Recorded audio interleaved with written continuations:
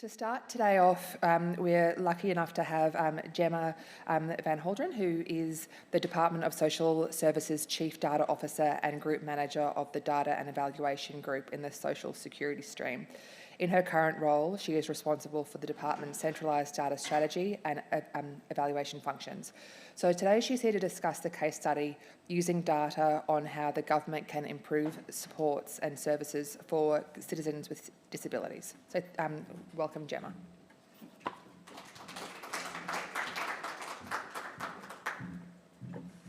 Wonderful. Thank you very much, Liz. And thank you for the invitation to be here today. I too would like to acknowledge the traditional owners of the land that we're meeting on today and pay my respects to their elders past, present and emerging, and extend that respect to any Aboriginal and Torres Strait Islanders in the room here today. I'd also like to extend and acknowledge anybody in the room today who is living with a disability, either directly or through some association, because the work and the story that I'm going to tell you today is about some work we're doing to improve better outcomes for people living with a disability, which is a very large cohort in this country of ours, and we're doing some very exciting work to do on that. As Liz said, my name's Gemma Van Haideren. I'm over at the Department of Social Services, which has policy lead for Australia's disability strategy. But I've also spent quite a number of decades working in the data space. I've learnt over those years that, yes, you can tell the data story, but actually our job is not about necessarily the data itself, but it's about having impact. And in this case, it's about having impact and improving the lives of those living with disability. So the strategy, 2021-31, it's a 10-year strategy, and it's trying to improve the lives of 1 in 6 Australians that have a disability in this country. It calls on Australians to ensure that people with a disability can participate as equal members of society. And it really is at its heart about making sure that we have an inclusive community. And that's not just for those people living with a disability, but it's for our First Nations people, it's for those vulnerable communities that are living with violence, our multicultural society. It's all the population cohorts in our country that makes all of us together. And it's a commitment to do something specific for this group of people living with a disability, 1 in 6 in Australia. Part of this commitment of this strategy is to develop something called the National Disability Data Asset. Now, this is a pretty big title, and it's got a lot behind it. We're working with the disability community, so a lot of our policies, a lot of our commitment as public servants is to co-design and develop products, citizen-centric services. So to be able to do that, you've got to actually work with the community that you're trying to deliver for. So we're co-designing, co-developing this with the disability community. And the current focus for this asset is 3 main areas. Providing data, bringing data together so that we can report on outcomes under the strategy. Big strategies that all governments develop, they basically follow a pretty standard process. Consult, develop the strategy, work out what the outcomes are, action plans, reporting framework, data, indicators. Like, I'm just seeing some nods. It's a pretty standard formula, right? What we've got Australia's Disability Strategy reports annually on its outcome framework every January, and then it has an update every quarter. So it's a fairly high pace reporting tempo, and that outcome framework's been designed around what we should be reporting on, not around what data have I got, therefore that's what I'll report. So we've got data caps, we've got a data improvement plan. So we've got a report on this Australia's Disability Strategy. And then we've got 2 main current areas, health outcomes and employment outcomes. So what are the health outcomes of those people living with a disability, and what are the employment outcomes of those people living with a disability? So if you're looking at a business case, that's our benefits plan on a page. Now, how did we get here? So back in, I don't know when it actually started, but in 2019-20, the Australian government invested $15 million into a pilot phase. So this National Disability pilot phase was led by our colleagues in New South Wales, with Victoria, Queensland and South Australia, funded by the Australian government. And it demonstrated that you can bring data together in a national data asset. Let me just stop there for a moment. We already have several major integrated data assets in here in Australia. One of them used to be called MADIP, but it's now called PLIDA, the People-Linked Integrated Data Asset. And we've got another one called BLADE, the Business Longitudinal Analytical Data Environment. So one of them's about businesses, one of them's about people.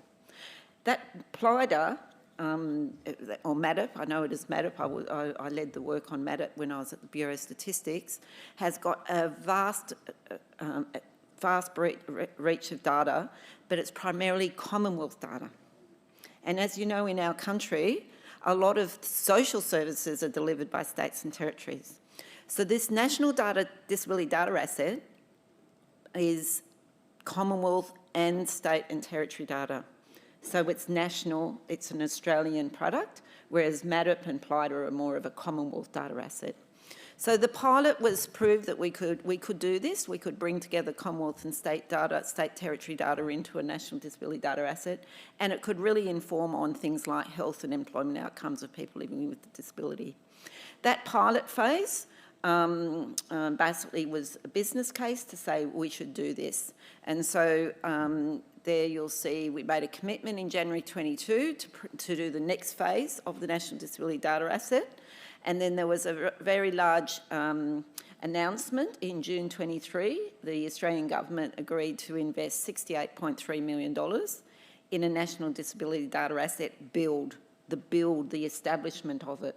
So a really nice standard sort of, again, business project phase here. Pilot it, can it be done? Let's build it.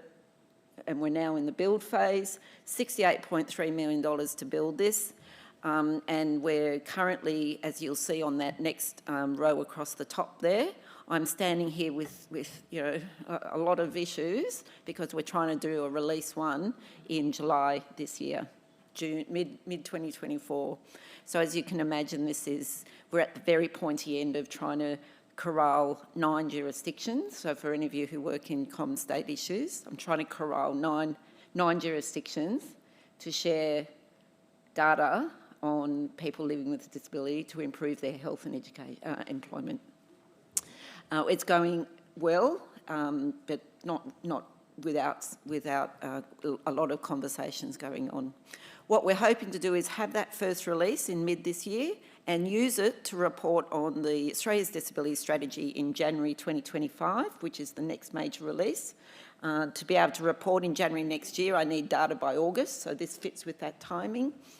And we'll also have in this project, just from a data point of view, the other really major development that this project's delivering is a national indicator or flag or whatever you want to call it of whether you're a person living with a disability.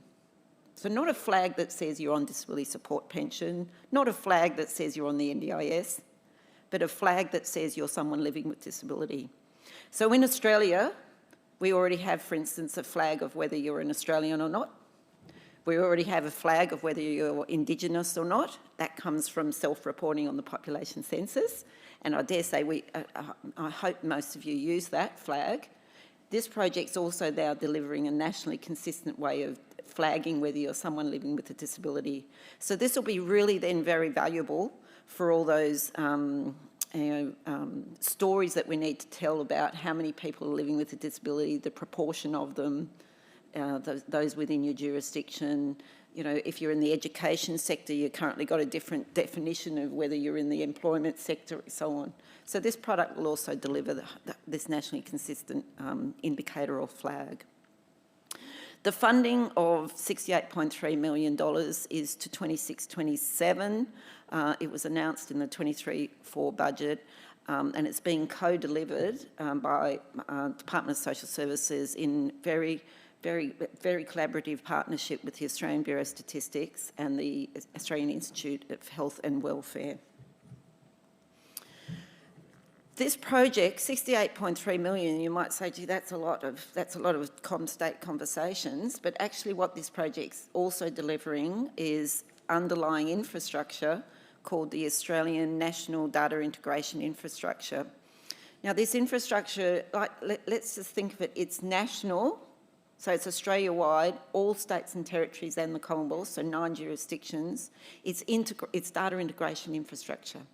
So it's linkage spines, a national linkage map. It's the nationally consistent way to do linkage and data integration. It'll probably develop nationally ways of measuring linkage error, of how to describe that. So a lot of that metadata, data management stuff will come from this underlying infrastructure. And this underlying infrastructure is being built to be reused for other important areas. So, for example, if at any stage we thought about building a national housing data asset, you would want to try and reuse this.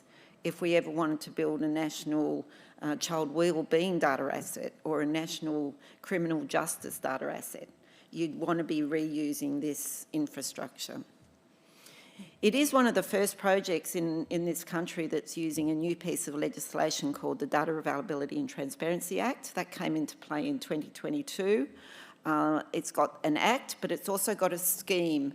The act enables things like accreditation, a a platform for accessing data requests, a national catalogue. It's got quite a lot of really valuable elements for Australia's data ecosystem. Being one of the first so not only is this project like trying to bring together 9 jurisdictions' data, it's also the first test of a new piece of legislation, and that's also on one hand a very exciting part of the project. On the other hand, it's also quite a challenging part of the project because this is a very big piece of legislation that hasn't got any precedents yet. The underlying infrastructure is also built on this federated or hub and spoke linkage model. I mentioned a national linkage map. We are not a country that has an Australia card. We are not a country with a national identity number. We are not a Scandinavian country, so we don't have that piece of infrastructure in our country to be able to use to have a national linkage map for people. We do have one for businesses. It's called an ABN, and the Australian Tax Office and the new Tax Act was excellent for putting that into place. But for people, we don't have an identity card in this country, so our linkage model has to be based on probabilistic-based methods, and we need sort of some way of getting a national picture rather than the New South Wales version of it, the Queensland version, the Commonwealth version. We just need a single one.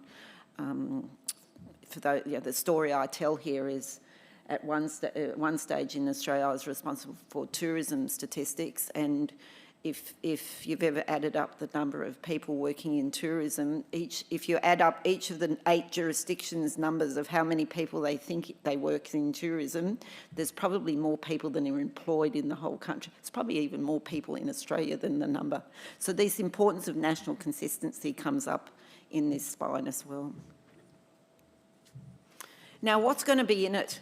This is a very stylised picture of what's in it, and I'll explain why I've stylised it like this. If there's other talks at this conference on MADP or PLIDA, you will probably see a slide that looks like this.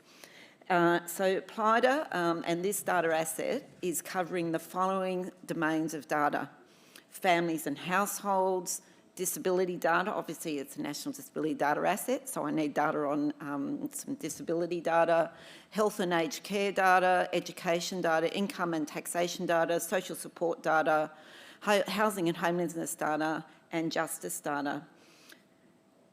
So when I compare this to PLIDA, The ones with the little asterisks there that are very hard to see. This asset will have housing and homelessness data in it, and it will have social support, justice data in there. Those two areas of data are not currently in PLIDA or MADIP. You'll see there's a green box that's got nothing written in it. In PLIDA, there is data relating to migrants. And for the first release of the NDDA, we don't have migrants data in there. So there is additional data compared to PLIDA, but also data that is in PLIDA that won't be in this. All up, we're talking about 200 data sets. That's 200 data sharing agreements. That's 200 data custodians, all of which are very interested in this new act. So that's probably 200 lawyers poring over the DAT Act. And that's a big challenge because I've got to build this by December next year, first release in June. Just giving you some scale of the intensity of the conversations there. It's a co-governance model. I'm coming to second last slide, so I'm very happy to take questions. It's a co-governance model from the outset. Now, this is not only is it co-governed clearly with data custodians and people who are responsible for their data, but we're co-governing this with the disability community. So we have established an NDDA council. It's got 12 representatives on it, 3 of which are disability community members, 3 Commonwealth members, 3 state and territory members, and I'm afraid I can't remember what the other 3 are. But we've got, it's very important that this NDDA council is co-governed. We also have a charter, which is very important. I'll come to that on my next slide. And we have 3 advisory panels under the council, one of which is helping us with the disability flag or indicator, another one which is helping us with the ethical considerations of data use, which I know is also part of this session. So this co-governance model is really important, and it was one of the recommendations from the pilot process where we had a Disability Advisory Council and said it's really important that this asset is really, actually it's a really important message for all of us data folk. We shouldn't be doing to others, we should be doing things with others. I think that's a really important change that we've seen I've seen over the last few decades. So this project, the asset itself, I didn't say, the National Disability Data Asset, it is whole of population.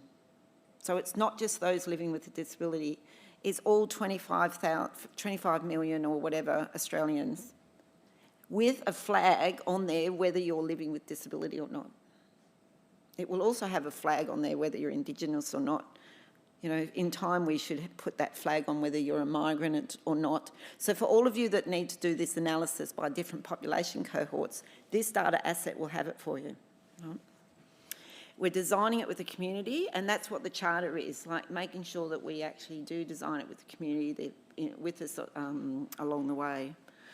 In terms of controls for access and use, we're using the 5 safes that are in place. They've been in place in this in the data community for quite some time now.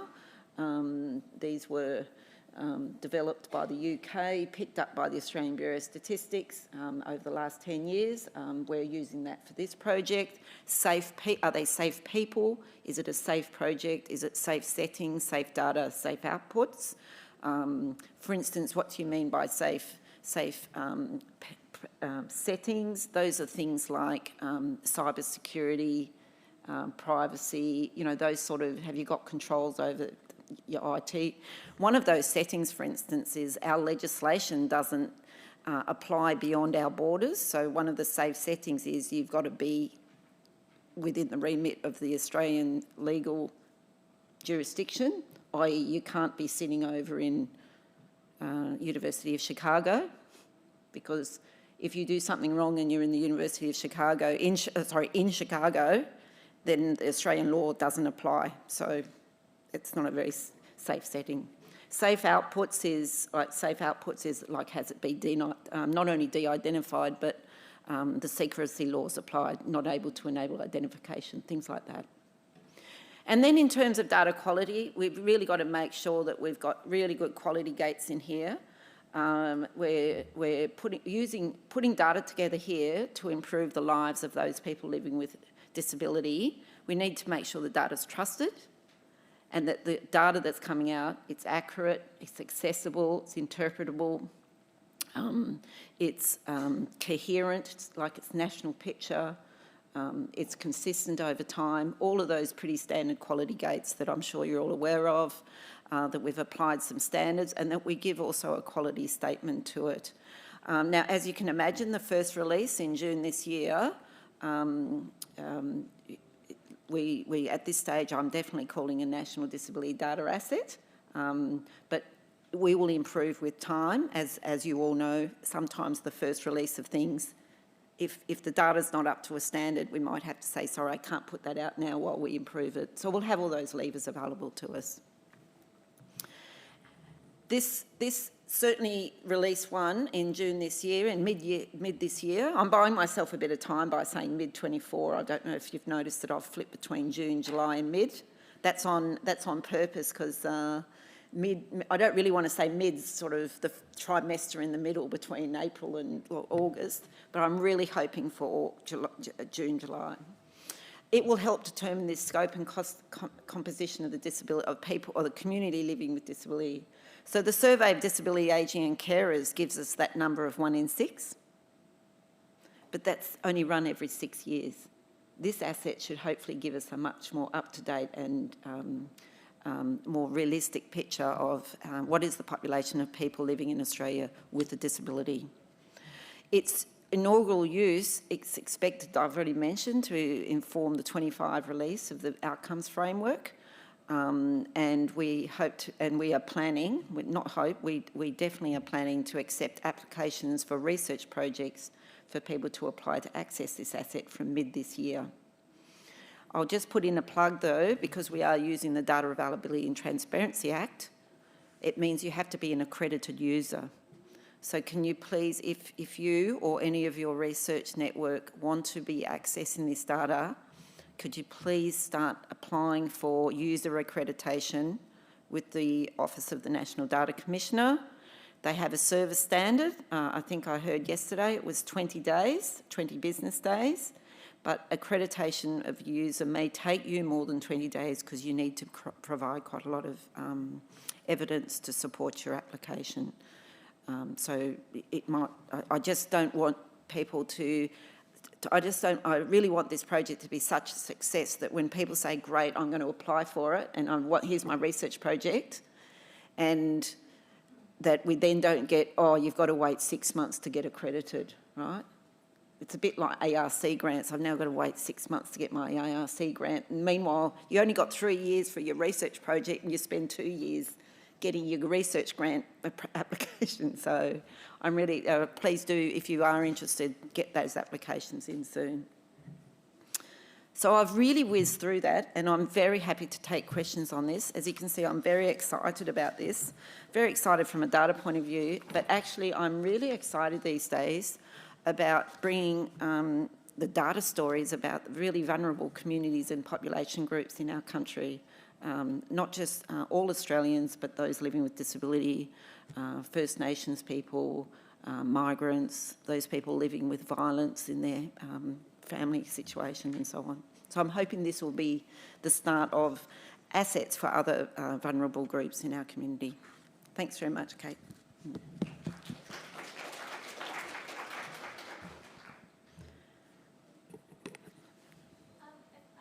name's Retta. Hello, I'm Retta. I work as a data scientist and partnerships lead at Griffith University. We're currently going through our ADSP and data user accreditation under the DAT Act, and I kind of was curious, you mentioned that there was the 200 different data sets and the 200 different data custodians. Understanding that the DAT Act only really covers federal data, how have you found that the states are then trying to work out how they can share those state-level data sets with you to then plug into this kind of national data asset that you're talking about? Yeah, sure. So we are currently navigating, yes, it's 200 data sets. So, and where you get the 200, for instance, in that health space, so in the Commonwealth space, the income support data, which I'm responsible for, that's one data set for whole of Australia.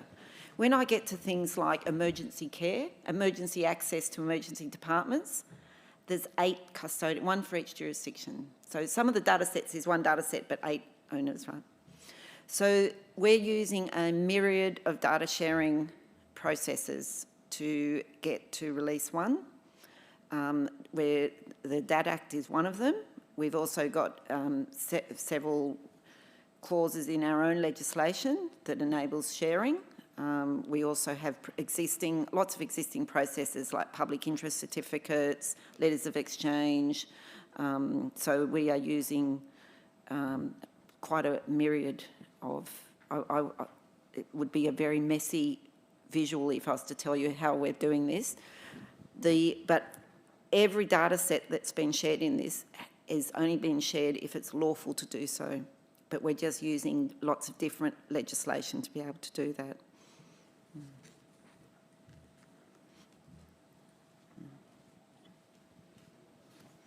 Hi, Gemma. I'm Rajesh from Ernst & Young. You spoke about having 200 data sharing agreements as part of building the NDDA. I'm curious to understand how the data ownership, because the original data owners, they're handing the data off to DSS to kind of host in the NDDA.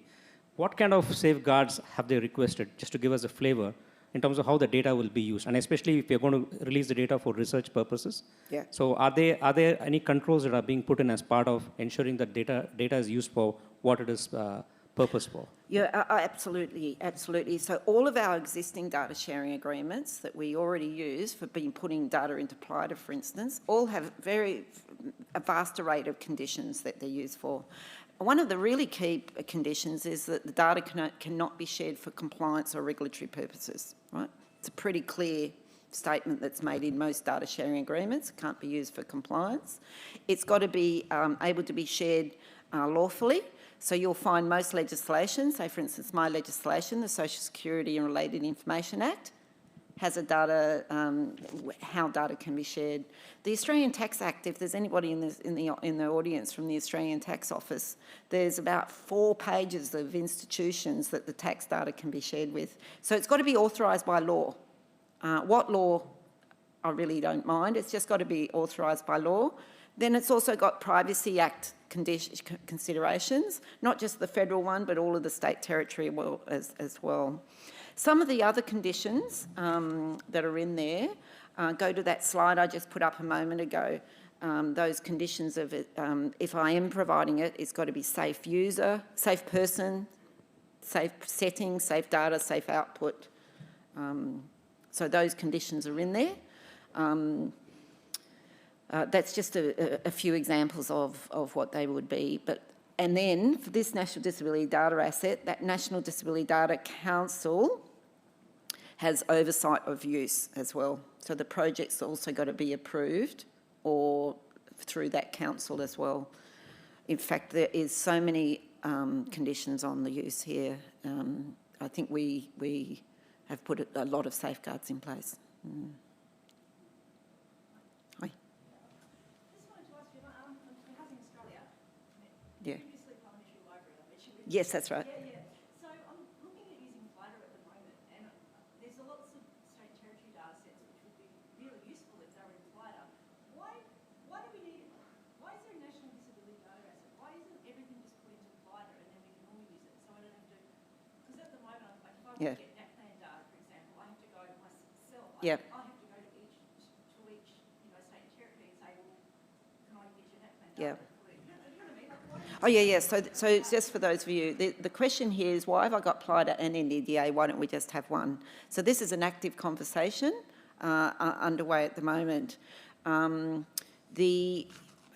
think I can't answer it just yet, right? So the NDDA is not only building this National Disability Data Asset with state and territory data, but also the underlying infrastructure. So it's also going to be built on the latest cloud, the latest cyber security and all the latest kit, right?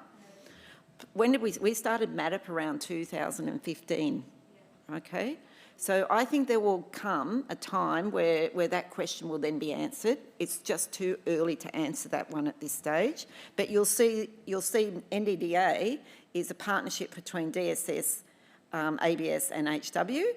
ABS has the PLIDA, and you know, in my discussions with ABS, we need to have that conversation. It's just too early to have that conversation. Yes. Thanks very much, Kate.